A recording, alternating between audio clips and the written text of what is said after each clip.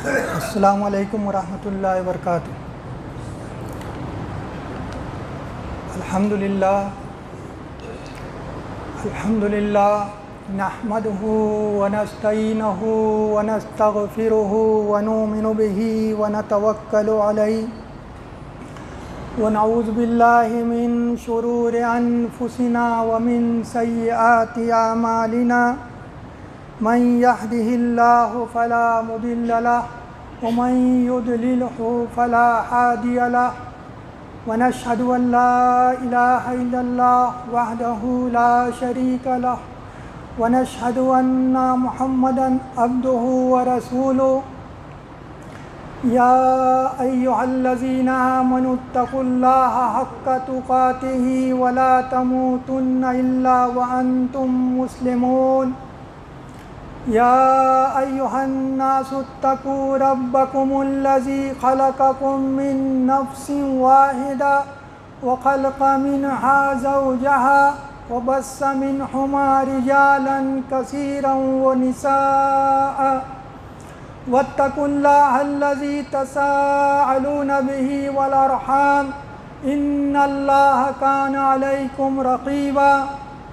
يا أيها الذين آمنوا اتقوا الله وقولوا قولا سديدا يصلح لكم أعمالكم ويغفر لكم ذنوبكم ومن يطع الله ورسوله فقد فاز فوزا عظيما أما بعد فإن خير الحديث كتاب الله وخير الهدي هدي محمد صلى الله عليه وسلم وشر الأمور محدثاتها وكل محدثة بدعة وكل بدعة ضلالة وكل ضلالة في النار أعوذ بالله من الشيطان الرجيم بسم الله الرحمن الرحيم واتقوا يوما ترجعون فيه إلى الله ثم توفى كل نفس ما كسبت وهم لا يظلمون رب اشرح لي صدري ويسر لي امري واحلل عقدة من لساني يفقهوا قولي سبحانك لا علم لنا الا ما علمتنا انك انت العليم الحكيم رب زدني علما۔ یا اللہ ہمیں حق کو حق ہی دکھا اور اس پر عمل کرنے کی توفیق عطا فرما۔ یا اللہ ہمیں باطل کو باطل ہی دکھا اور اس سے بچنے کی توفیق عطا فرما، آمین یا رب العالمین۔ محترم حاضرین جمعہ، میرے محترم اسلامی بھائیوں، بزرگوں اور دوستوں اور پیارے بچوں، ابھی میں نے خطبہ مسنونہ کے بعد قرآن مجید کی ایک آیت سورہ بقرہ سے 281 نمبر کی تلاوت کی ہے۔ اس آیت کے بارے میں ابن عباس رضی اللہ تعالی عنہ فرماتے ہیں کہ یہ قرآن مجید کی آخری آیت ہے جو نبی صلی اللہ علیہ وسلم پر نازل ہے۔ یہ آخری آیت ہے قرآن مجید کی۔ اس آیت کے نازل کرنے نزول کے بعد چند دنوں کے بعد آپ صلی اللہ علیہ وسلم کا انتقال ہوا، آپ اس دنیا سے رخصت ہوئے۔ مختلف روایتیں ہیں، ایک روایت میں 9 راتوں کا ذکر ہے کہ اس کے بعد 9 رات آپ اس دنیا کے اندر رہے صلی اللہ علیہ وسلم۔ تو یہ قرآن مجید کی آخری آیت ہے جو آخری بڑی اہم نصیحت اللہ رب العالمین تمام انسانوں کو اور خصوصاً اہل ایمان کو کر رہے ہیں۔ اللہ کے نبی صلی اللہ علیہ وسلم کا معمول یہ تھا کہ جب بھی آپ کسی بڑے مجمع کے اندر خطاب کرتے تھے، جیسے عیدین کے موقع پر، جمعہ کے موقع پر، تو قرآن مجید کی ان صورتوں کو پڑھتے تھے، اس کی تلاوت کرتے تھے جس میں اللہ رب العالمین نے مختصر انداز میں سب سے پہلے انسان کی پیدائش کا ذکر کیا، پھر اس کی موت کا ذکر کیا، اور پھر تفصیل کے ساتھ میں اس کی موت کے بعد آخرت کی زندگی کا ذکر کیا کہ آخرت کے اندر کیا معاملات ہوں گے انسان کے ساتھ، میدان محشر میں کیا حالات ہوں گے انسان کے، اس کا ذکر کیا۔ تو ان صورتوں کو، ان باتوں کو اللہ کے نبی صلی اللہ علیہ وسلم بار بار لوگوں کے سامنے بڑے مجموعوں کے اندر بیان کرتے۔ اسی لیے آتا ہے روایتوں میں کہ سورہ قاف، سورہ قمر اور سورہ اعلیٰ، یہ صورتیں جو ہے آپ اکثر جمعہ میں اور عید کے خطبوں میں پڑھتے تھے۔ بات یہ ہے کہ دراصل عقیدہ آخرت کی زندگی، اس کا بار بار ہمارے ذہن میں تازہ رہنا بہت ضروری ہے تاکہ یہ دنیا کی جو ہماری زندگی ہے، یہ دنیا کی زندگی انسان اس میں صحیح راستے کے اوپر چلے، جس مقصد کے لیے اللہ رب العالمین نے اس کو یہاں بھیجا ہے وہ مقصد اس کے نگاہ میں ہمیشہ رہے اور اس کے مطابق وہ عمل کرے، اعمال کرے۔ اللہ تعالیٰ نے مکی صورتیں جو ہیں جو مکہ میں نازل فرمائیں، تقریباً 86 صورتیں مکی ہیں، اس میں اکثر اللہ رب العالمین نے جو موضوع جس کو بہت زور دے کر بیان کیا ہے، توحید، رسالت اور اس کے ساتھ آخرت کو بہت زور دے کر بیان کیا ہے کہ یہ قائم ہوگی، اور جب یہ قائم ہوگی تو اس وقت دنیا کے حالات کیا ہوں گے، پھر آخرت کے اندر انسانوں کے اوپر کیا حالات گزریں گے، وہ کیسا سخت دین ہوگا، کیسا بھاری دین ہوگا، کیسا مشکل والا دین ہوگا، اس کا ذکر فرمایا۔ یہ اس لیے کہ انسان ہمیشہ دنیا کی زندگی جو ہمارے یہ نظروں کے سامنے ہے، یہاں کا دکھ، یہاں کا درد، یہاں کی پریشانی، یہاں کی مصیبت اور آفت وہ دیکھتا ہے، اس کے لیے اس سے بچنے کی وہ فکر کرتا ہے اور وہ تمام ذرائع اور اسباب اختیار کرتا ہے کہ ان چیزوں سے وہ بچے۔ یہاں کی لذت، یہاں کی کامیابی، یہاں کی شہرت، یہاں کی جو ہے بڑائی، عزت، شہرت، یہ سب اس کی نظروں کے سامنے ہیں، اور وہ کام وہ کرنے کی کوشش کرتا ہے کہ جس میں اس دنیا کے اندر اس کو کامیابی ملے، عزت ہو، اس کو لذت حاصل ہو، عیش و آرام سے رہے۔ تو اس لیے یہ اس کے لیے کوشش کرتا ہے، لیکن آخرت چونکہ ہمارے آنکھوں سے اوجھل ہے، ہم اس کو نہیں دیکھ رہے ہیں، اس کے لیے اس سے وہ غافل ہو جاتا ہے۔ اسی لیے اللہ تعالیٰ نے اس عقیدے کو قرآن مجید میں بار بار کھول کر بیان کیا، یہاں تک کہ آخری آیت جو نازل فرمائی وہ بھی عقیدے آخرت کے تعلق سے نازل فرمائی کہ انسان کو اللہ رب العالمین کے سامنے کھڑے ہونا ہے اور اس کو اپنی اس پوری زندگی کا جو ہے حساب کتاب، پورے اعمال کے بارے میں جو ہے اس کو اس کا بدلہ دیا جائے گا۔ کہ اللہ تعالیٰ فرماتے ہیں وَاتَّقُوا يَوْمًا تُرْجَعُونَ فِيهِ إِلَى اللَّهِ، کہ ڈرو اس دن سے جس دن کہ تم سب کے سب واپس اللہ کے سامنے لائے جاؤ گے، حاضر کیے جاؤ گے، پیش کیے جاؤ گے۔ ثُمَّ تُوَفَّىٰ كُلُّ نَفْسٍ مَا كَسَبَتْ، تو اس دن ہر شخص کو، ہر نفس کو اس کی کمائی کا پورا بدلہ دیا جائے گا، چاہے وہ نیکیوں کمایا ہو، چاہے وہ برائیاں کمائی ہو۔ ہر وہ کام جو اس نے خیر کا، بھلائی کا کیا، اس کو بھلے اس دنیا کے اندر اس کی قدر نہ کی گئی ہو، اس کا یہاں کوئی پھل نہ ملا ہو، اس کو کوئی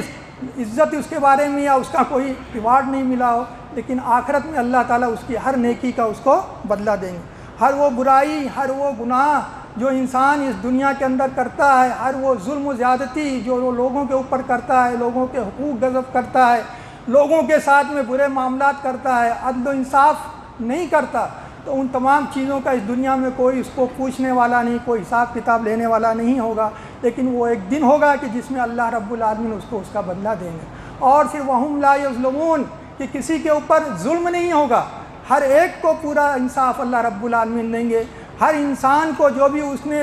جو نیکی کی ہے اس کا ہر بدلہ دیں گے، اور جو انسان برائی کی ہے تو اس کے ظلم سے، اس کے گناہوں سے زیادہ اس کو سزا بھی نہیں دیں گے، کسی کے اوپر ظلم نہیں کیا جائے گا۔ یہ عقیدہ اللہ تعالیٰ نے قرآن مجید میں کئی مقام پر بیان فرمایا ہے، جیسے کہ سورہ آل عمران میں اللہ تعالیٰ بیان فرماتے ہیں کہ فَكَيْفَ إِذَا جَمَعْنَاهُمْ لِيَوْمٍ لَا رَيْبَ فِيهِ وَوُفِّيَتْ كُلُّ نَفْسٍ مَا كَسَبَتْ وَهُمْ لَا يُظْلَمُونَ، کہ کیا بنے گی اس دن، کیا ہوگا اس دن کہ جب ہم اس روز لوگوں کو جمع کریں گے اور پھر ہر شخص کو اس کی کمائی کا پورا بدلہ دیا جائے گا، اور کسی پر بالکل ظلم نہیں ہوگا، کسی کو کوئی اس کی حق تلفی نہیں ہوگی۔ یہ عقیدہ بار بار اللہ رب العالمین بیان فرماتے۔ یہ اس لیے کہ انسان جب اس دنیا کے اندر اس کو اگر کوئی چیز ایسی حاصل ہو جاتی ہے جس میں اس کے پاس پاور ہوتا ہے، اقتدار ہوتا ہے، یا پھر مال کا پاور ہو، یا طاقت کا، قوت کا، یا حکومت کا پاور ہو، جو بھی پاور ہو، تو اس کے بعد یہ اندیشہ رہتا ہے کہ انسان لوگوں کے اوپر کیا کرے گا، ظلم زیادتی کرے گا، یا لوگوں کے حقوق ادا نہیں کرے گا، یا پھر اللہ کا حق ادا نہیں کرے گا۔ انسان یہ چیزیں پانے کے بعد میں اپنے مالک کو ہی بھول جاتا ہے، بلکہ وہ خود کو ہی اب خدا سمجھنے لگ جاتا ہے، خود کو ہی مالک سمجھنے لگ جاتا ہے کہ میں جو ہے میرے اوپر کوئی سوال جواب کرنے والا نہیں، مجھ سے کوئی باز پرس کرنے والا نہیں، میں اپنی مرضی کا مالک ہوں، میری حکومت میں چلنی چاہیے، میرا اقتدار قائم ہونا چاہیے، میری بات لوگوں کو ماننی چاہیے۔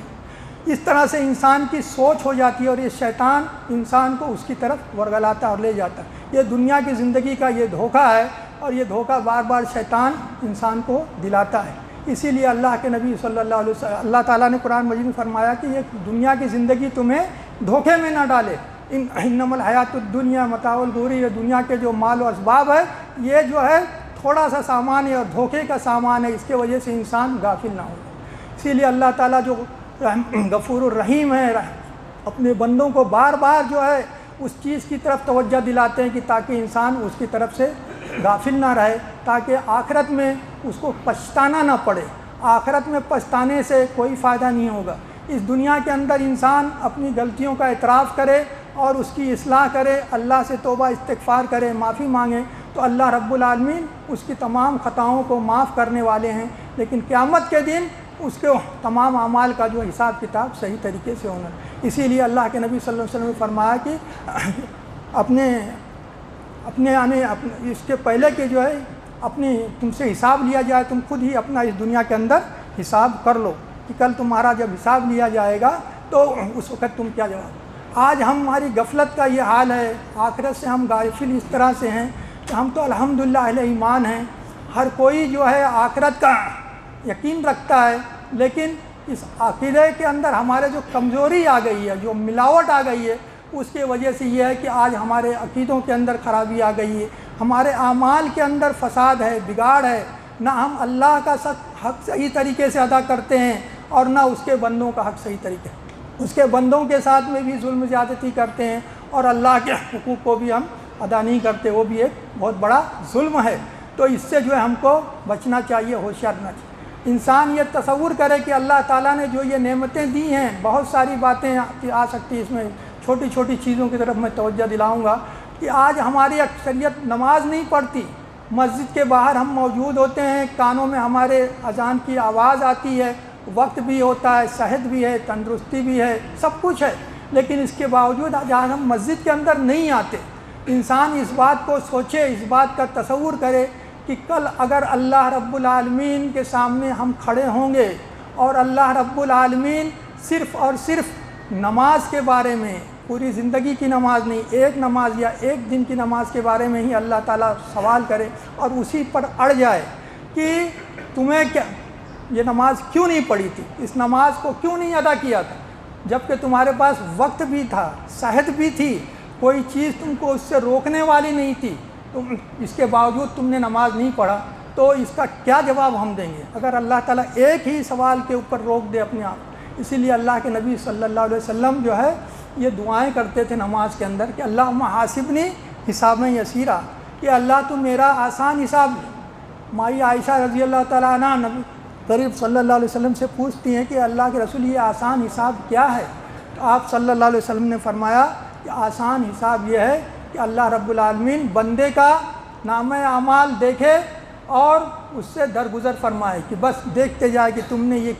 کیا ہاں، اور اس کے بعد میں درگزر فرمائے۔ اگر کسی کا حساب لیتے لیتے ایک ایک چیز کی قریت کی گئی تو پھر اس کی خیر نہیں۔ تو یہ سوچیں انسان کہ جو بھی ہم یہ کوتاہیاں کرتے ہیں دین کے بارے میں یا لوگوں کے حقوق کے بارے میں، اگر اس میں ہم سے ایک بات کے اوپر ہی اللہ رب العالمین جواب مانگیں تو ہم وہاں کیا جواب دیں گے؟ انسان اس دنیا کے اندر بہت سارے ہیلے بہانے بتائے جاتے ہیں، کسی نہ کسی طرح سے انسان سوچتا ہے وہاں کام چل جائے گا، لیکن اللہ کا یہ کلام اور نبی صلی اللہ علیہ وسلم نے فرمایا تھا کہ وہاں کوئی کسی کے کام نہیں آنے والا۔ اللہ رب العالمین ڈائریکٹ لوگوں سے حساب کتاب لیں گے، اللہ کے سامنے تمام لوگ حاضر ہوں گے اور اکیلے اکیلے حاضر ہوں گے۔ سورہ مریم میں اللہ رب العالمین نے کیا فرمایا کہ ہر انسان وہاں فردن فردن اللہ رب العالمین کے سامنے پیش کیا جائے گا۔ متفق علیہ حدیث ہے، حضرت عدی بن حاتم رضی اللہ عنہ روایت کرتے ہیں کہ نبی صلی اللہ علیہ وسلم نے فرمایا کہ قیامت کے دن اللہ رب العالمین ہر شخص سے براہ راست گفتگو کرے گا، ایک دم خود ہی اللہ رب العالمین نے اس کا حساب کتاب لے گا۔ انسان گھبرا کر جو ہے اپنے دائیں طرف دیکھے گا کہ وہاں کوئی اس کو بچانے والا ہے، کوئی اس کی سفارش کرنے والا ہے، تو صرف اپنے نام اعمال کو پائے گا۔ پھر وہ گھبرا کر بائیں طرف دیکھے گا اور وہاں بھی وہ اپنے نام اعمال کو پائے گا کہ وہاں بھی کوئی اس کو بچانے والا اور کوئی سفارشی نہیں ہوگا۔ پھر وہ سامنے کی طرف دیکھے گا تو جہنم کو پوری ہولناکیوں کے ساتھ پائے گا۔ تو اللہ کے نبی صلی اللہ علیہ وسلم فرماتے ہیں لوگوں اپنے آپ کو جہنم کی آگ سے بچانے کی فکر کرو، چاہے کھجور کا ایک آدھا حصہ ہی اللہ رب العالمین کے راہ میں خرچ کرو۔ تو اس طرح سے عقیدے آخرت کو کھول کھول کر اللہ کے نبی صلی اللہ علیہ وسلم نے بیان فرمایا، اور اس دن کامیاب کون ہوگا، کون لوگ کامیاب ہوں گے، اس کا بھی ذکر اللہ رب العالمین نے اسی قرآن مجید میں فرمایا کہ جو اللہ رب العالمین کے سامنے کھڑا رہنے سے ڈرے گا وہ اس دن وہ کامیاب ہو جائے گا، اور اس کے لیے وہاں نعمتیں ہی ہوں گی۔ لیکن جو اس چیز سے غافل رہے گا اس کے لیے مصیبت ہے، پریشانی ہے، رسوائی ہے۔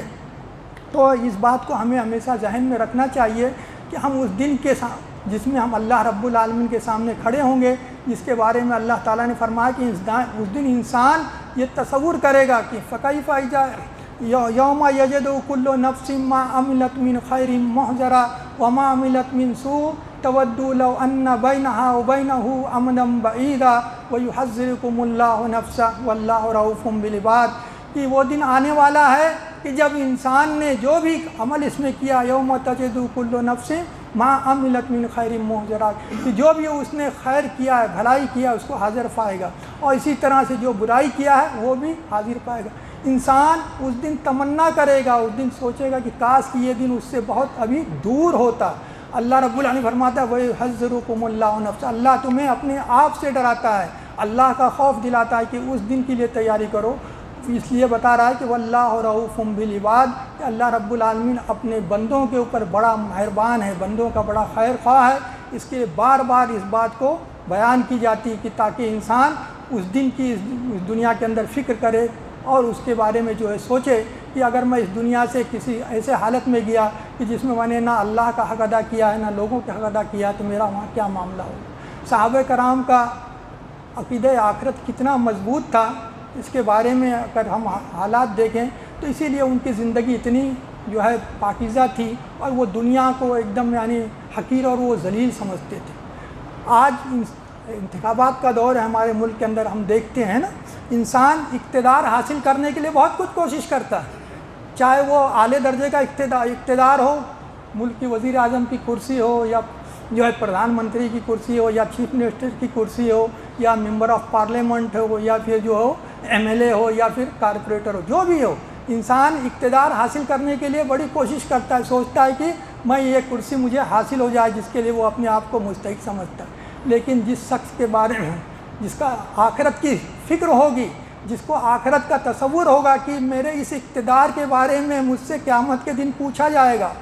یہ جو پاور جس کے لیے میں کوشش کر رہا ہوں اور جس کو حاصل کرنا چاہتا ہوں، کہ اس کی ذمہ داری کتنی خطرناک ہے، کتنی اہم ہے، کہ اس کی ایک ایک چیز کے بارے میں اللہ رب العالمین کے سامنے مجھے جواب دینا ہوگا۔ کہ اللہ کے نبی صلی اللہ علیہ وسلم فرماتے ہیں کہ تم میں سے ہر شخص جو ہے نگراں ہے، ذمہ دار ہے، اور ہر شخص سے اس سے ذمہ داری کے بارے میں سوال کیا جائے گا، اور حکمراں ذمہ دار ہے، اس کا نگراں ہے اپنی رعیت کے بارے میں، اپنی عوام کے بارے میں، کہ اس سے سوال کیا جائے گا کہ تم نے اپنی عوام کے لیے کیا کام کیا، ان کی خیر، ان کی بھلائی، ان کی فلاح بہبود کا کیا کام کیا، ان کے حقوق کا تو نے کیا خیال رکھا، ان کے اندر عدل و انصاف تو نے کس طرح سے کیا۔ یہ چیز جو ہے اللہ رب العالمین سوال کریں گے۔ اسی لیے ہم دیکھتے ہیں کہ خلفائے راشدین جو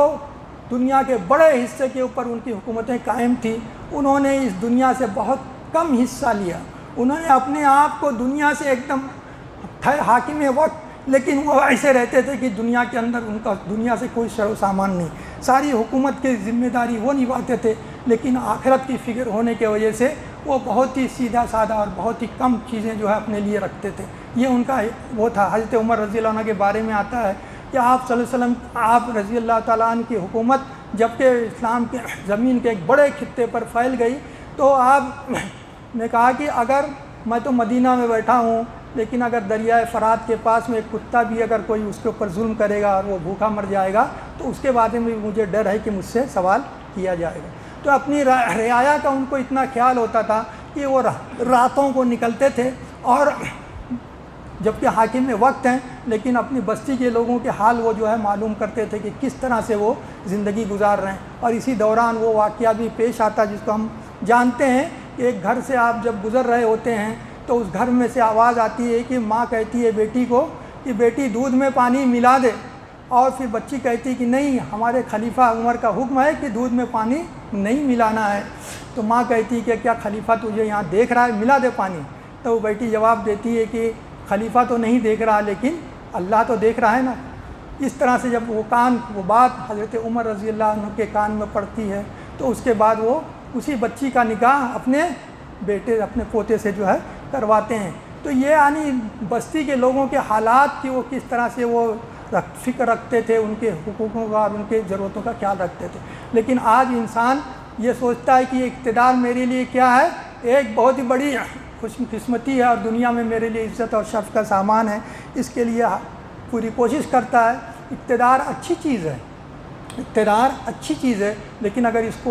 اس کے ذریعے سے لوگوں کے حقوق کو ادا کیا جائے، خود خدا نہ بیٹھے بلکہ خدا کا بندہ بن کر حکومت کرے اور اس میں لوگوں کی خیر و بھلائی کا کام کرے، تو یہ اللہ رب العالمین کے نزدیک بڑا عظیم کام ہے. اور پھر ایسے لوگوں کے بارے میں اللہ تعالیٰ نے خود قرآن فرمایا، نبی صلی اللہ علیہ وسلم فرماتے ہیں کہ قیامت کے دن کہ جب اللہ کے عرش کے سائے کے علاوہ کوئی سایہ نہیں ہوگا، لوگ بڑی سختی کے عالم میں ہوں گے، پریشانی اور مصیبت کے عالم میں ہوں گے، تو ایسے 7 انسانوں کا ذکر ہے کہ جن کو اللہ تعالیٰ اپنے عرش کے سائے میں جگہ دے گا. اس میں سب سے پہلے ایک اسی شخص کا نام آتا ہے کہ جس نے اس دنیا کے اندر عدل و انصاف کے ساتھ میں حکمرانی کی تھی، جس نے عادل حکمراں رہا ہو، اس نے فیصلے عدل کے مطابق کیے ہوں، لوگوں کے ساتھ برابر جو ہے لوگوں کے حقوق ادا کیے ہوں، تو ایسے کو عرش کے سائے میں تو بڑی عظیم نعمت ہے. لیکن جب اس کا یہ عقیدہ رہے گا کہ یہ ملک کا مالک میں نہیں ہوں، ملک کا مالک تو اللہ ہے، اللہم مالک الملک تؤتی الملک من تشاء وتنزع الملک ممن تشاء وتعز من تشاء وتذل من تشاء بیدک الخیر.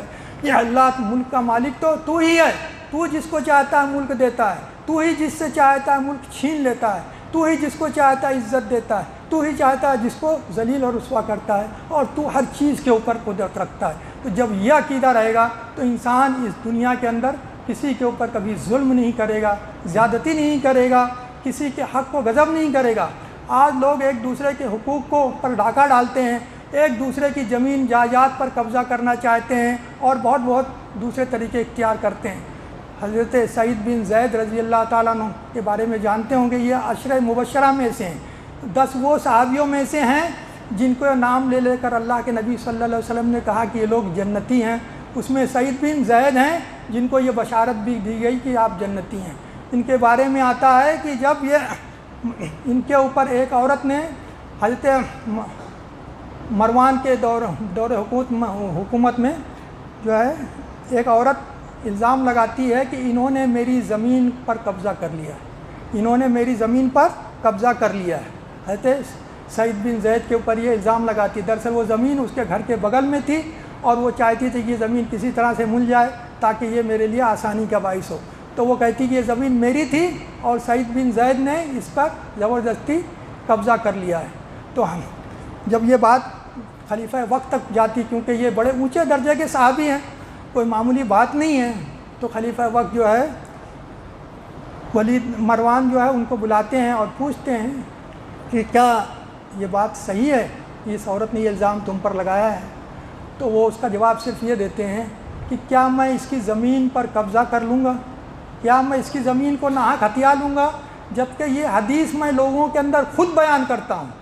میں یہ حدیث لوگوں کے اندر خود بیان کرتا ہوں، میں نے خود رسول صلی اللہ علیہ وسلم کی زبان سے سنا. تو انہوں نے کہا تم کون سی حدیث کو بیان کرتے ہو؟ تو انہوں نے کہا میں نے نبی صلی اللہ علیہ وسلم کو فرماتے ہوئے سنا کہ جو شخص کسی کی ایک بالش زمین بھی ظلمن لے گا، ناحق لے گا، تو اللہ رب العالمین قیامت کے دن 7 زمینوں کا طوق بنا کر اس کے گلے میں ڈالیں گے. تو یہ حدیث میں سننے کے بعد میں بھی کیا میں اس کی زمین کو ظلمن لے لوں گا؟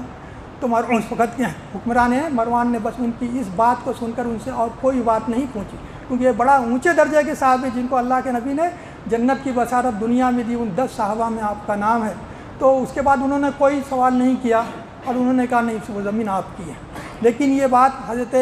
سعید بن زید کو بڑی بری لگی، کیونکہ ان کی عزت کے اوپر یہ ایک داغ تھا. یہ حدیث کے اندر ہم کو یہ باتیں بھی معلوم ہوتی ہیں کہ نیک لوگوں کے اوپر، متقی لوگوں کے اوپر بھی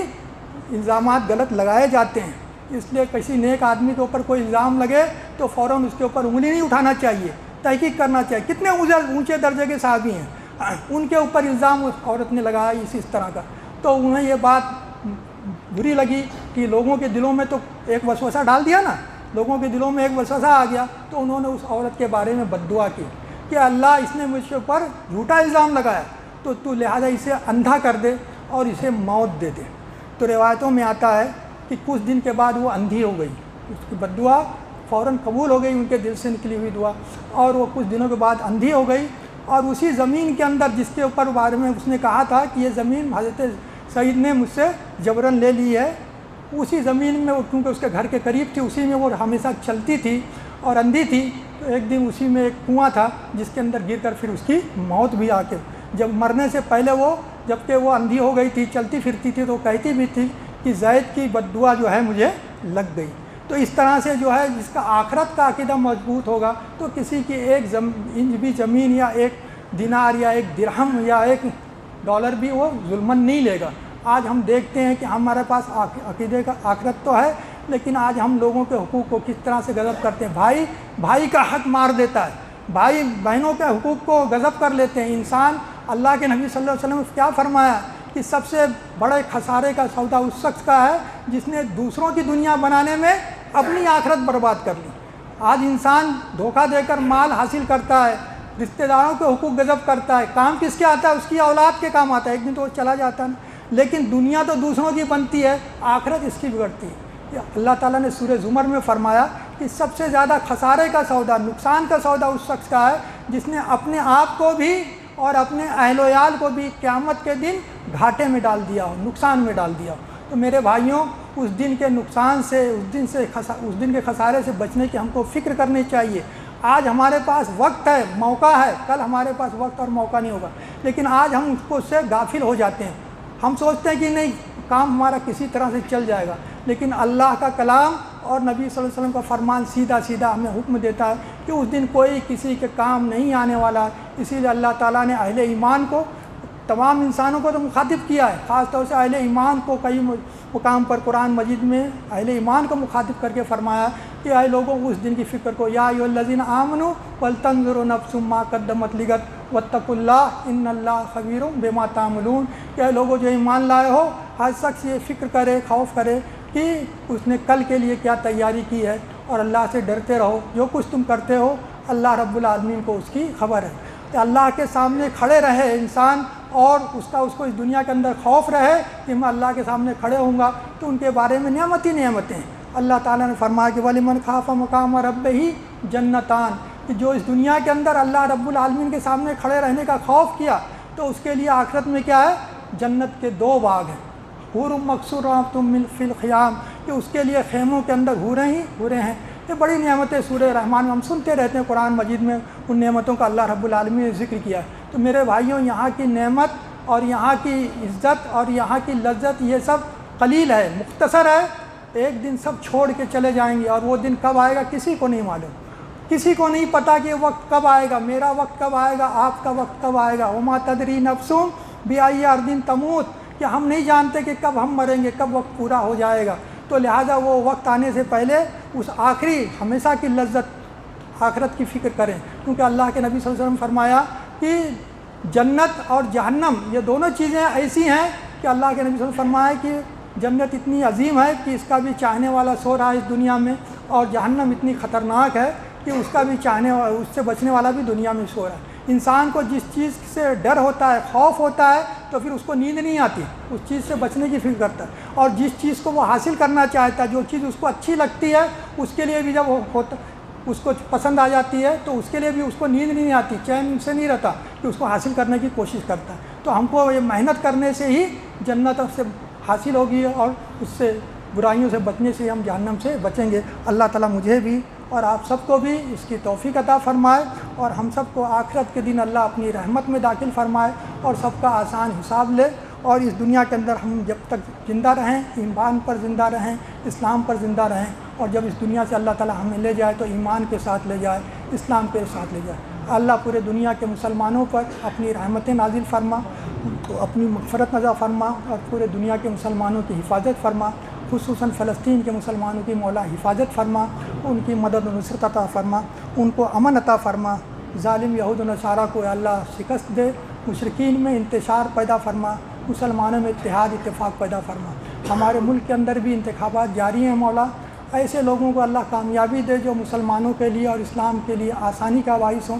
ایسے لوگوں کو ناکام و نامراد کر جو مسلمانوں اور اسلام کے خلاف سازشیں کرتے ہیں اور لوگوں کے دلوں میں نفرتیں ڈالتے ہیں اور اسلام اور مسلمانوں کو نقصان پہنچانا چاہتے ہیں۔ سبحان ربک رب العزت عما یصفون وسلام علی المرسلین والحمد للہ رب العالمین۔